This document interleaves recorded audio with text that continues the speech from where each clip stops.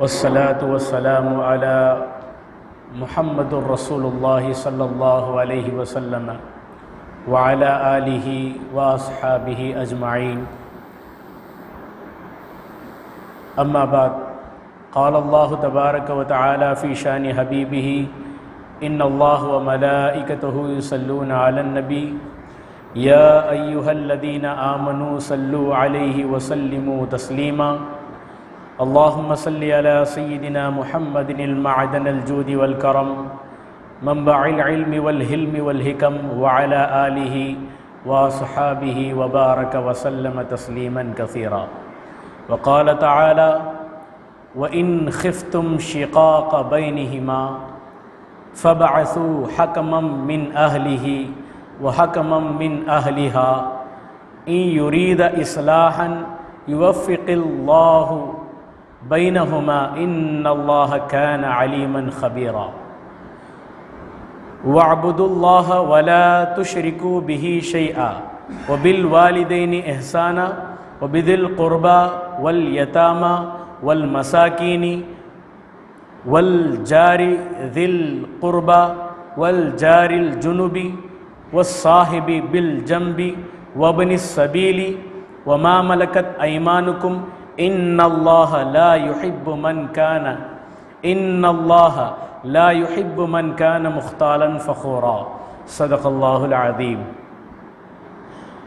برادران اسلام و نوجوان حضرات، پردہ نشین خواتین، اللہ کا بہت بڑا احسان ہے کہ اس نے اپنے حبیب، ہمارے دلوں کی طبیب سید عالم صلی اللہ علیہ وسلم کی بابرکت امت میں ہمیں پیدا فرمایا. حاضرین، جس آیت کلام اللہ شریف کے آپ کے سامنے میں نے تلاوت کی ہے وہ سورۃ النساء کی 35 اور 36ویں آیت ہے. آیت نمبر 35 اور 36، جس میں اللہ تبارک و تعالی ارشاد فرماتا ہے: وَإِنْ خِفْتُمْ شِقَاقَ بَيْنِهِمَا، اگر تم خوف کرتے ہو کہ ان میاں بیوی کے درمیان جھگڑے کا خوف ہو. گزشتہ جو ہفتے میں جس آیت کے تفسیر میں ہم نے بات ختم کی تھی وہ میاں اور بیوی کے درمیان جھگڑا پیدا ہو جائے تو اگر کوئی فاحش کام کر بیٹھے، شوہر کی نافرمانی کرنے لگے عورت، تو اس کو سدھارنے کے لیے اللہ کچھ اجازت دی ہے. تو اس کو زبان سے سدھارو، اور وہ نہ سکے تو آخری وہ ہٹ درمی میں اتر آئے تو اس کو سمجھاؤ. اگر اس سے بھی باز نہ آئے تو اس کو ہلکی سے اپنے گھر میں تنہا رکھ سکتے ہیں. اگر اس سے بھی باز نہ آئے تو مسواک یا کپڑے، اس طرح کی چھوٹی چیزوں سے مارنے کا بھی حکم آیا ہے. یہ مارنا بظاہر اچھی چیز نہیں ہے، لیکن اجازت تو ہے کہ خاوند اپنی بیوی کو جس کی تربیت کے لیے کچھ ہلکے سا ہلکا مار سکتا ہے. یہ بات نہیں کہ تماچا مارے، چہرے پر مارے، اس طرح دردی کے ساتھ مارے. ایسا اجازت قرآن نے بھی نہ دی، نہ حدیث میں بھی ہے. بہرحال تو آگے چل کر اللہ تبارک و تعالیٰ ارشاد فرماتا ہے: وَإِنْ خِفْتُمْ، اگر تم ڈرو، اگر تم خوف کرتے ہو، اندیشہ کرتے ہو کہ میاں بیوی کے درمیان جھگڑا پیدا ہو جائے، ان کے درمیان کوئی صلح، کمپرومائز نہیں ہو سکتی، دونوں میں بات بڑھ کر دونوں میں لڑائی زیادہ ہو جائیں گی، تو میں کی بات آ جائیں گی، یہ ایک دوسرے میں برابر سرابر کمپرومائز کرنے پر نہیں آئیں گے، تو اللہ تبارک و تعالیٰ دوسرا آئیڈیا بتاتا ہے: فَبْعَثُوا، تو تم بھیجو، حَكَمًا مِّنْ أَهْلِهِ، یعنی ایک حاکم، ایک صلح کرنے والا، سرپنچ. پنچ کہتے ہیں ایک سردار کو، اور وہ اس طرح آ کر مرد کی طرف سے بات کرے کہ دونوں کو کمپرومائز کر کے رکھنے والا، ایسا ہو جو عادل بھی ہو اور دونوں کے درمیان صلح چاہتا ہو، ایسا بھڑکانے والا نہیں کہ ایک دم اب لڑائی ہوئی کیا، اب ایسا کر دینا کہ بیچ میں جا کر دونوں کو ٹکڑے ہی کر دینا، بیٹھو بھی کب کھلا لیں گے، کب طلاق لیں گے. ایسے لوگوں کو جمانے کا نہیں. انصاف پسند، نیک پسند، نیک خیال والا آدمی جو شوہر کی طرف سے بیوی کے پاس بات کرے، کیا ہے ماں، کیا ہو گیا؟ بہت بڑی بات، تمہارے تو شوہر ہیں۔ اس طرح سمجھا کر بات کرنے والا کوئی حاکم مرد کے طرف سے یعنی شوہر کے طرف سے وہ بات کرنے کے لیے مقرر کرے۔ وہ حکمم من اہلہا، اور عورت کے جانب سے بھی یعنی بیوی کے جانب سے بھی ایک حاکم حکم پنچ جس کو کہتے ہیں وہ مقرر کرے، تاکہ یہ دونوں مصالحت کر کے بات چیت کر کر دونوں کے معاملے کو رفع دفع کر کے مصالحت کر دے۔ تو اللہ تبارک و تعالیٰ اس مصالحت یعنی دونوں کو کمپرومائز کرنا، صلح کرنے کی بات کو بہت زیادہ پسند کرتا ہے۔ این یرید، آگے چل کر فرماتا ہے این یرید اصلاحا، اگر یہ دونوں سرپنچ، یہ دونوں حاکم، یہ دونوں کمپرومائز کرنے والے، میاں کی طرف ہوتا نا کبھی جھگڑا ہو جائے دونوں گھرانوں میں، میاں اور بیوی کے درمیان، تو بڑے لوگوں کے پاس بات آتی ہے تو دونوں طرفین میں سے بڑے لوگ بیٹھ کر بات کرتے ہیں، کیا ہے پرابلم، کس وجہ سے لڑی ہوتی ہے، تو معاملہ ہلکا کرنے کے لیے، ان کو جمانے کے لیے، یہ کمپرومائز کرنے کے لیے جو بیٹھتے ہیں یہ نیک شخص رہنا چاہیے۔ اور جب یہ لوگ آپس میں اصلاح کر کر ملانے کا ارادہ کرے تو اللہ تبارک و تعالیٰ انہیں توفیق بھی دیتا ہے کہ آپس میں صلح ہو جائیں۔ یہ اللہ کی طرف سے بھی توفیق ملتی ہے کہ اصلاحاً یوفق اللہ، تو اللہ بھی انہیں توفیق دیتا ہے بینہما، یعنی شوہر والے اور بیوی والے اور میاں اور بیوی کے درمیان یہ توفیق ڈالتا ہے کہ وہ کاش کہ وہ ساتھ مل جائیں۔ اب ان اللہ کان علیما خبیرا، یقیناً اللہ تبارک و تعالی جاننے والا بھی ہے اور باخبر بھی ہے، تمہارے کاموں کو جانتا ہے، کون کس طرف بھڑکاتا ہے، کون کس طرف ملانے کا کام کرتا ہے، کس کے دل میں کدورت اور عداوت ہے جدائی کی ڈالنے، کس کے دل میں محبت اور ملنساری کا نیت ہے، یہ سب چیزیں کون جانتا ہے؟ اللہ جانتا ہے۔ تو طرفین میں سے ان کے دلوں میں رہنے والے بات، تو وہ آدمیوں کی بھید، اس کو اللہ جانتا بھی ہے اور ان کے کاموں سے باخبر بھی ہے۔ دیکھو اللہ تبارک و تعالیٰ صلح کرنے کو پسند کرتا ہے۔ ایک جگہ دوسری جگہ ارشاد فرماتا ہے انما المؤمنون اخوۃ فاصلحوا بین اخویکم، یقیناً مومن کا مسلمان کا بھائی ہے۔ کیا حساب سے؟ روحانی اعتبار سے بھائی ہے، جسمانی اعتبار سے بھی دیکھیں گے تو ہم ایک آدم اور حوا علیہ السلام کے اولاد ہیں، یہ ایک آدم اور حوا سے پیدا ہوئے، دوسرا حضرت نوح علیہ السلام کی پشت سے نکلے، تو اس طرح ہم دیکھیں گے تو ہم ایک دوسرے کے بھائی ہیں۔ لیکن ایمان کا ہونا، اسلام کا ہونا، یہ بہترین بھائی چارگی اللہ تبارک و تعالیٰ قرآن میں فرماتا ہے انما المؤمنون اخوۃ، یقیناً مومن کے لیے بھائی ہے، مسلمان کے لیے بھائی ہے۔ فاصلحوا بین اخویکم، اللہ کہتا ہے پس چاہیے کہ اگر ان دونوں کے درمیان کوئی جھگڑا پیدا ہو جائے یا کوئی ناپسندگی پیدا ہو جائے تو ان کے درمیان صلح کرنا، محبت سے ان کو ملا کر رکھنا، تو یہ اللہ کا حکم ہے۔ فاصلحوا، صلح کر دو، بین اخویکم، تم دو بھائیوں کے درمیان کوئی لڑ جھگڑ رہا ہے ایک دوسرے میں آپس میں، تو ایسے موقع پر جھوٹ بولنے کے لیے اجازت ہے۔ مثال کرو کوئی ایک آدمی آ کر اس کے خلاف میں کوئی ایک بری بات کہتے جاتا ہے، فلانا شخص ایسا ہے کیا، اسے میں چھوڑوں گا نہیں، ایسا کر دوں گا ویسا کر دوں گا، یہ بولتے ہوئے جاتا ہے۔ اب اسے بتاتا ہے دیکھو بھائی وہ تو تیرے بارے میں نیک نیت رکھا ہے، تجھے تعریف کر رہا ہے، تیرے بارے میں اچھا خیال رکھتا ہے، اور تو اس کے ساتھ دشمنی کرنا چاہتا ہے، اسے برا کرنا چاہتا ہے۔ اب دل میں انسان نرم ہوتا ہے، دیکھو وہ میرے ساتھ اچھا برتاؤ کرنا چاہے اور میں اس سے دشمنی کرے، یہ کہاں سے ٹھیک ہے؟ اب اس کے دل میں نرم ہوتا ہے، اس طرف میں رہنے والے، خلاف میں رہنے والے کے ساتھ میلان پیدا ہوتا ہے، مل جل پیدا ہوتا ہے۔ اب اس طرف بھی گیا، دیکھو بھائی تمہارا جو ہے نا جس سے نہ ہونے والا، وہ آ کر تمہاری تعریف کرتا ہے۔ اس طرح کی بات کہہ کر ان دونوں کو آپس میں ملا کر رکھنا یہ بہترین بات ہے۔ تو اللہ اور اس کے رسول صلی اللہ علیہ وسلم کی تعلیمات میں بھی یہ ہے، یقیناً مسلمان کا بھائی ہے، اور تم ان کے درمیان کوئی جھگڑا پیدا ہو جائے تو صلح کرو، صلح کا معنی کمپرومائز کرو، انہیں ملا کر رکھو۔ اللہ ایسے بندوں سے بہت زیادہ محبت کرتا ہے۔ اب دیکھیے دوسری آیت، یہ دوسری آیت جو ہے بہت اہم ہے، سورۃ النساء کی 36 آیت، جس میں اللہ تبارک و تعالیٰ اپنے حق کے ساتھ بندوں کے حقوق کے بھی ایک لسٹ بیان کرتا ہے۔ اپنے ساتھ جو بھلائی کا معاملہ، اپنے ساتھ جو حق ہے اللہ کی عبادت کا حق، اپنے حق کے ساتھ کس کا حق دنیا میں تمہیں زیادہ ہے، میرے بعد تمہارا کس کا حق ہے، اس کے بعد کس کا حق ہے، اس کے بعد کس کا حق ہے. اس طرح 10 قسم کے لوگوں کا بیان کرتا ہے. کتنے؟ 10 قسم کے لوگوں کا.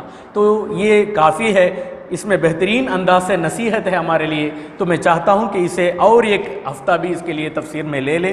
اللہ تبارک و تعالیٰ ارشاد فرماتا ہے، سنیے، وَاعْبُدُوا اللَّهَ، اللہ کی عبادت کرو. اللہ کیا چاہتا ہے؟ اور اللہ کی عبادت کرو. وَلَا تُشْرِكُوا بِهِ شَيْئًا، اس کے ساتھ کسی چیز کو شریک نہ ٹھہراؤ، کسی کو ساجی نہ ٹھہراؤ. یہ کس کا حق ہے؟ اللہ کا حق ہے. اللہ ہی کی عبادت کرنا ہے، اللہ ہی کو الہ ماننا ہے. کلمۃ الطیبہ بھی یہی بتاتا ہے. تو اللہ کے سوا کسی اور کو معبود ماننا، خدا ماننا، گاڈ ماننا، یہ ہمارے لیے کیا ہے؟ سراسر جائز ہی نہیں. اللہ ہی ایک ذات ہے جو جس کی عبادت کی جائے، اس کے علاوہ کوئی اور معبود نہیں. اس کے ساتھ کسی اور کو شریک کرنا، یہ ایک اللہ نہیں، یہ بھی اللہ ہے. یا یہ جو بت ہے اسے بھی پاور ہے، وہ خدا ہے اسے بھی ایک پاور ہے. اس طرح دوسروں کو بھی پاور دے دینا یا اس کے لیے اللہ کے برابر شریک لا کر ٹھہرانا، اس کو شرک بولتے.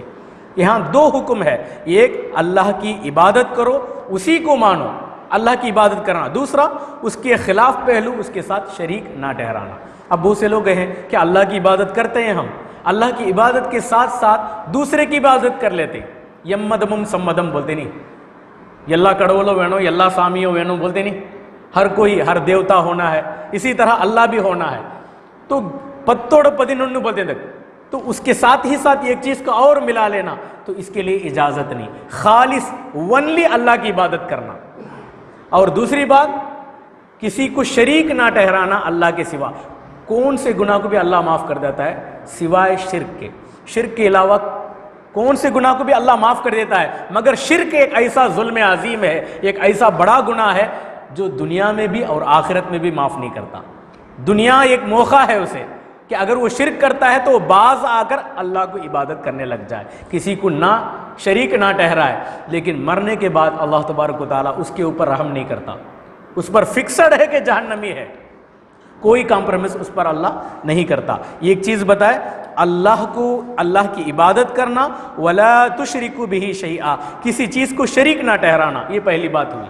اب دوسری بات دیکھو، وَبِالْوَالِدَيْنِ احسانا. سبحان اللہ، یہ اللہ کی عادت ہے. جہاں کہیں بھی اللہ پیدا کرنے والا خالق، جو اپنے ساتھ حق کرنے والا، جو اپنے ساتھ جو حق ہے، یعنی اللہ کی عبادت کرنا، اللہ کے ساتھ شریک نہ ٹھہرانا، یہ اپنا حق ہے. جہاں جہاں اپنا حق بیان کرتا ہے، ساتھ ہی ساتھ دنیا میں سب سے زیادہ کس کا حق ادا کرنا ہے اس کا بھی بیان کر دیتا ہے. وہ کون ہے؟ وہ بالوالدین احسانا، ماں باپ کے ساتھ احسان کرو، ماں باپ کے ساتھ حسن سلوک کرو اور ان کا حق ادا کرو، ان کا حق ادا کرو. یہ دوسری بات بتایا ہے. اور پھر فرمایا وَبِذِلْ قُرْبَى، اور قریب قرابت داروں کے ساتھ. وَبِذِلْ قُرْبَى، قربا کا معنی قریب رشتہ دار، بھائی ہیں، بہن ہیں، پھوپھی ہیں، ماموں ہیں، چچا ہیں، خالہ ہیں، نہ جانے خونی رشتہ دار میں جتنے بھی ہیں، سب کے ساتھ حسن سلوک کرنے کا حکم. یہ 3rd پوائنٹ. پہلے کس کے ساتھ؟ اللہ کا حق، دوسرا ماں باپ کا حق، تیسرا بتایا کہ اپنے رشتہ داروں کا، ذوی القربا، جس کو قرابت دار کہیں گے، رشتہ دار کہیں گے، جو خونی رشتہ کہیں گے، ایسے رشتہ داروں کے ساتھ حسن سلوک کرو، ان کے ساتھ اچھائی کے ساتھ معاملہ پیش آؤ. حسن سلوک کا مطلب ان کے حق ادا کرو، ان کا حق تلفی نہیں کرنا چاہیے. یہ تیسری پوائنٹ بتائے. اور اس کے بعد اللہ فرماتا ہے والیتاما، یتیموں کے ساتھ. آگے بھی تفسیروں میں گزر چکی ہے یتیم کس کو کہتے ہیں. یتیم اس کو کہتے ہیں جو نابالغ بچہ یا بچی ہو، جو نابالغ ہو، بالغ نہ ہوا ہو، اس کا باپ کا سایہ اڑ جائے، اس کو یتیم کہیں گے. تو اس یتیم کے ساتھ حسن سلوک سے پیش آؤ. والمساکین، غریبوں کے ساتھ، محتاجوں کے ساتھ، جو غریب ہیں، جو محتاج ہیں، ان کا حق ادا کرو، ان کے ساتھ حسن سلوک سے پیش آؤ. یہ اللہ تبارک و تعالیٰ 5واں پوائنٹ بتاتا ہے. اور 6ٹھی بات، والجاری ذی القربا، والجاری ذی القربا، یہ کہتے ہیں جار پڑوس کو کہیں گے. جار کس کو بولیں گے؟ پڑوس، جس کا دروازہ ہمارے گھروں کے قریب ہے، جو اپنے آزو بازو سامنے پیچھے اپنی گلی میں ہے، تو اس کو کیا بولیں گے؟ پڑوسی بولیں گے۔ تو پڑوسیوں کا بھی خدا کی قسم حق ہے۔ تو اللہ تبارک و تعالیٰ فرماتا ہے والجاری ذی القربی، اور پڑوسیوں کی جو قریب والے ہیں ان کے ساتھ حسن سلوک سے پیش آؤ۔ اور 8واں فرماتا ہے، اور 7واں ارشاد فرماتا ہے والجاری الجنبی، یعنی اجنبی، جنبی بنتا ہے اجنبی سے۔ جنبی کس سے بنتا ہے؟ اجنبی سے بنتا ہے۔ اجنبی کا مطلب جو پڑوس نہیں جانتے، ہم ہمارے گلی میں ہیں، آخر گھر میں ہے، ابھی نئے آئے ہیں، ہم اس کو پہچانتے نہیں، یا چوتھے گھر میں ہے کوئی نیا ہے، ہم پہچانتے نہیں۔ ایسا نہیں کہ آزوک بازوک والوں کے ساتھ اچھا محبت سے پیش آئے، چوتھے یا پانچویں گھر یا ہمارے محلے میں رہنے والے ان کے ساتھ دشمنی کرے، ویسا نہیں۔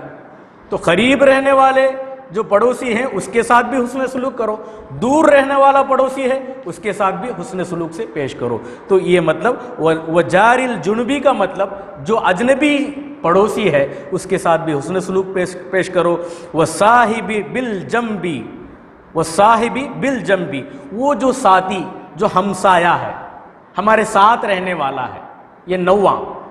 کون سا ہمسایہ بولے تو ہر موقع پر لے سکتے، ہم ڈیلی ٹریول کرتے ہیں، ہمارے ساتھ کوئی بازو میں ٹریول کرتا ہے تو اس کے ساتھ حسن سلوک کرو۔ یا ہم نوکری کرتے ہیں، جہاں کاروبار کرتے ہیں، کارخانے میں کام کرتے ہیں، ہماری بازو سیٹ میں جو ورک کرتا ہے اس کے ساتھ حسن سلوک۔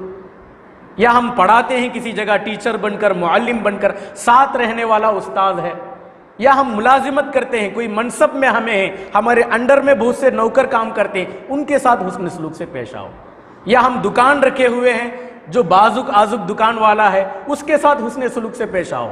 بہرحال بہت سارے چیزیں اس میں ہے، جو ہمسائے، جو روزمرہ دن سے لے کر رات تک جتنے ساتھ ہم کام کرتے ہیں، جو آپس میں شریک ہو کر، جو ہمارے ساتھ پارٹنرز بن کر ہمارے ساتھ مل کر کام کرتے ہیں، ان کے ساتھ حسن سلوک سے پیش آیا کرو۔ یہ اب 9ویں بات اللہ تبارک و تعالیٰ فرماتا ہے وابن السبیل۔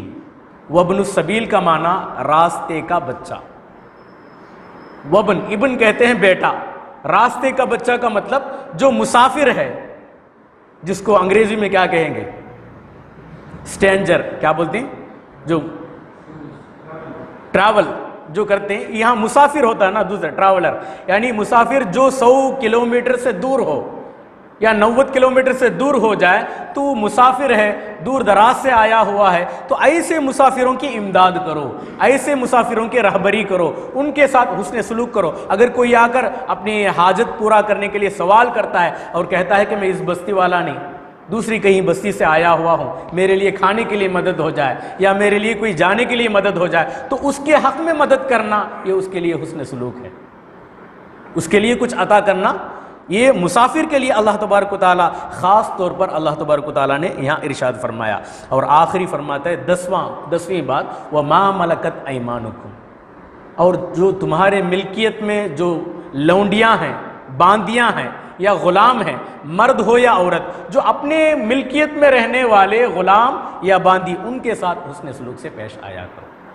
آج تو وہ بات نہیں، لیکن جو ہمسائے ہیں ان کے ساتھ حسن سلوک کرنا ہم پر تو ضروری ہے۔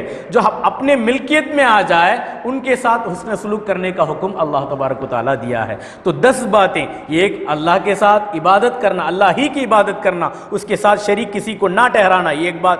دوسری بات ماں باپ کے ساتھ حسن سلوک پیش آنا، اور اس کے بعد تیسری بات اور قرابت دار کے ساتھ حسن سلوک کرنا، اور چوتھی بات یتیموں کے ساتھ حسن سلوک کرنا، اور 5ویں بات اور مسکینوں کے ساتھ، غریبوں کے ساتھ، محتاجوں کے ساتھ حسن سلوک سے پیش آنا، اور اس کے بعد قرابت دار جو رشتہ دار ہیں ان کے ساتھ حسن سلوک سے پیش آنا، اور جو پڑوسی ہیں، قریب میں رہنے والا پڑوسی، ان کے ساتھ حسن سلوک کا معاملہ کرنا، اور جن کو ہم نہیں جانتے ہیں، دور والا، محلے والا، مسلی یا جو بھی ہو پڑوسی، اس کے ساتھ حسن سلوک سے پیش آنا۔ اور وہ بتایا کہ جو ساتھ ہمسایوں کے ساتھ جو ورک کرتے ہیں ہمارے ساتھ، ان کے لیے ان کے ساتھ حسن سلوک سے پیش آنا۔ اور 9ویں بات بتائے کہ جو راستے میں چلتے ہیں، جو مسافرین ہیں، ان لوگوں کی امداد کرنا، ان کے لیے ہم کیا بولتے ہو حسن سلوک سے پیش آنا، اور جو اپنے ماتحت میں باندیا غلام ہو ان کے ساتھ حسن سلوک کرنا، یہ 10 چیزیں اللہ بیان کرتا ہے۔ آگے چل کر اس پر وضاحت کریں گے انشاءاللہ،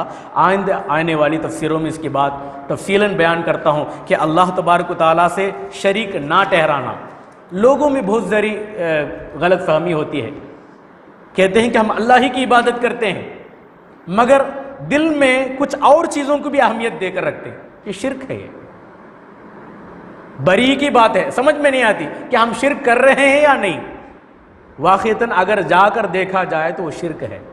تو اللہ کی ذات سے شرک کرنا، ایک ہے اللہ کی ذات کے ساتھ شرک کرنا، شریک ٹھہرانا، دوسرے اللہ کے صفات کے ساتھ شریک ٹھہرانا، تیسرے اللہ کے افعال کے ساتھ، اور چوتھے اللہ کے علم کے ساتھ۔ جو اللہ کا علم ہے جس کو اللہ نے اپنے خاص پیغمبروں کو کسی کو عطا کر دیا تو اس پر کوئی بات نہیں، تو ایسا سمجھے کہ کاہنوں کے لیے بھی کوئی بات ہے، کوئی پاور ہے۔ مثال کے طور پر اگر کوئی کہے کہ تمہارے لیے 2 بیٹیاں ہیں، اگر مرد بچہ ہونا ہے، تمہارے لیے مرد بچہ ہونا ہے تو تمہاری پشت میں 6 بیٹیاں ہوں گی، 7واں مرد بچہ پیدا ہوگا۔ کون بولتا ہے؟ پیدا کرنے والا کون؟ اللہ رب العالمین۔ ماں کے پیٹ میں مرد ہے یا عورت، اس کو بنانے والا اللہ، تو اس کے افعال اللہ کا کام ہے نا، یہ تو اللہ کے کام میں شریک کر دیا کہ اللہ پیدا کرنے سے پہلے فلاں بندہ جانتا کہ یہ ایک بچہ، 2 بچیاں پیدا ہوئے، تیسری بچی پیدا نہیں ہوئی، اب چوتھی بچی پیدا نہیں ہوئی، اسی طرح 5ویں 6ویں پیدا نہیں ہوئی، 7واں بیٹا پیدا ہوگا۔ اب اسی کو کیسے معلوم کہ 7واں بیٹا پیدا ہوگا؟ میری بات سمجھتے ہیں آپ؟ تو 2 بیٹیاں پیدا ہو گئی، 7ویں پشت میں مرد بچہ ہے، اس طرح کوئی کاہن کہتا ہے تو اس کے خوف سے اگر کوئی بچہ جن لیتے نہیں، مرد بچہ مجھے ہونا، اب یہ 2 بیٹیاں پیدا ہو گئی، میں خوف کرتا ہوں کہ اور بھی بیٹیاں پیدا ہو جائیں گی۔ اب کاہن کے پاس جوسیوں والا جو بولتا ہے نہیں، جادگم دیکھنے والا، وہ بولتا ہے کہ دیکھو بھائی یہ 7ویں پشت میں مرد بچہ پیدا ہوگا، اب اس کی بات کو ہو بہو ویسا مان لیے، تو یہ مان لینا یہ اللہ کے افعال میں، کام میں شریک ہے۔ اسی طرح سورج نکلتا ہے تو دانا اگتا ہے، ہوتا نا، سورج کی روشنی پڑتی ہے تو بارش کے ذریعے، پانی کے ذریعے پودا اگنے لگتا ہے، تو یہ پودا اگنا، سورج کا نکلنا، سورج کی روشنی سے یہ پودا اگنا، گویا کہ سورج بھگوان ہے۔ نعوذ باللہ، کیا کہتے ہیں لوگ؟ سورج کی پوجا کرتے ہیں۔ اسی لیے اللہ کے حبیب صلی اللہ علیہ وسلم نے فرمایا جب سورج نکلنے لگ جائے تو شیطان کے دونوں سینگ کے درمیان سے نکلتا ہے۔ اس کا مطلب کیا؟ شیطان کے بے شمار فتنے دنیا میں چھائے ہوئے رہتے ہیں، لوگ کسی سورج کو پوجا کرتا ہے، کوئی سجدہ کرتا ہے، اسی لیے شریعت میں حکم ہے کہ اس وقت نماز نہ پڑھیں، سورج جب طلوع ہوتا ہے اس وقت نماز نہ پڑھیں۔ تو اس طرح شرک کرنا، اور اپنے بستیوں میں دیکھنے کو ملتا ہے، بہت بڑی تکلیف ہوتی ہے اس بات کو۔ اللہ کو مانتے ہیں، نمازیں پڑھتے ہیں، گھروں میں فاتحہ درود کا اہتمام کرتے ہیں، قرآن پڑھنے کا اہتمام کرتے ہیں، مگر جو میلے، جو جلوس، جو تابوت بتوں کے جو تیر بنا کو لے کر آتے ہیں، فوراً جا کر اس کی آرتی اٹھانا، اپنے بچوں کو جا کر اس پر منتر بڑھانا، یا ڈوری وغیرہ، رسی وغیرہ اس پر باندھنا، تاگے وغیرہ باندھنا، یا اس پر آرتی کرنا، یہ اس بت کو کوئی پاور ہے کیا سمجھتے ہیں؟ وہ بت جو ہے جس کو اصنام بولتے ہیں، سامی بولتے ہیں، اس کے لیے کوئی پاور ہے، اس کی حقیقت کو بہت بڑی سمجھنا، اسے کوئی حقیقت ہے سمجھنا، یہ شرک ہے۔ اس کے لیے تو کوئی حقیقت نہیں۔ اللہ تو یہی فرما رہا ہے قرآن میں، نہ وہ نفع دے سکتا ہے نہ وہ نقصان۔ اگر کوئی اس بتوں کے سامنے وہ میوے رکھتے ہیں نا، پڑیل جس کو کیا بولیں گے، پڑیل بولیں گے نا، کھانے کے میوے رکھتے ہیں، اس پر اگر کوئی مچھر یا مکھی بیٹھ جائے، اس کے پر میں کوئی میٹھا چیز لگ جائے، اب وہ اڑ کر جائے تو اس کے پر سے چھیننے کی طاقت بھی یہ خدا نہیں رکھ سکتا۔ وہ مکھی جو ہے اس کے پر میں چھیننے کی طاقت بھی وہ باطل معبود جس کو بولتے ہیں، جس کو مانتے پتھر، وہ طاقت نہیں رکھتا ہے۔ اب لوگ اس کو، اس مورتی کو بڑا سمجھ کر، ہاں بھائی وہ ماتھا اماں کو بھی پاور ہے، وہ جسم میں آ گئی تو توبہ توبہ، ایسا بولنا نہیں۔ تو اس کے لیے کوئی حقیقت سمجھنا، کوئی چیز ہے، کوئی چیز پاور ہے سمجھنا، یہ اللہ کے ساتھ شریک ہوا۔ گھروں میں ہمیں تعلیم ہونی چاہیے، اسلامی تعلیم ہونی چاہیے، ہر چیز، نفع، نقصان، ضرر، مصیبت، سب چیز اللہ کی طرف سے ہے، یہ ایمان ہے۔